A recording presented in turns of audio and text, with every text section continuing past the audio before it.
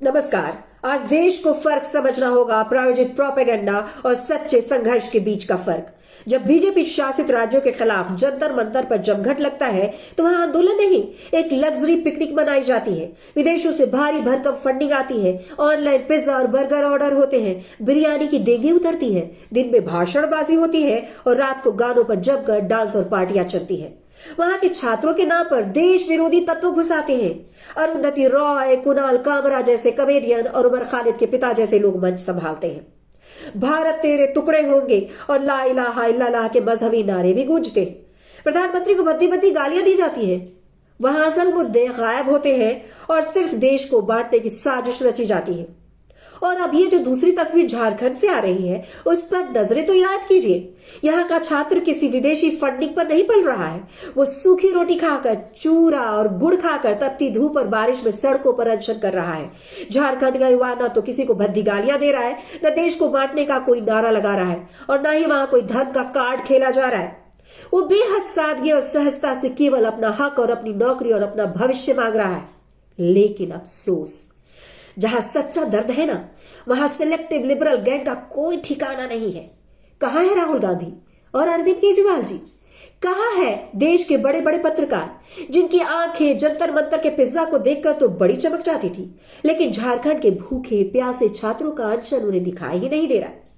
जब बात देश के किसी बीजेपी शासित राज्य की होती है तो अचानक पूरी की पूरी एक्टिविस्ट ब्रिगेड जाग जाती है। जंतर मंतर से लेकर सोशल मीडिया तक न्याय की बातें शुरू होने लगती है, धरने शुरू हो जाते हैं, बड़े बड़े भाषण दिए जाते हैं। लेकिन आज सवाल यह है कि झारखंड के छात्र जो सड़कों पर धूप और बारिश में अपना हक मांग रहे हैं, रो रहे हैं, लाठियां खा रहे हैं, उनका दर्द किसी को क्यों नहीं दिखाई दे रहा है?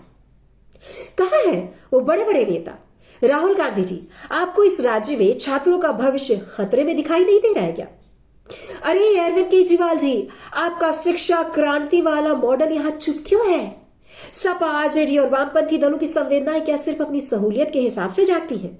अरे वाह!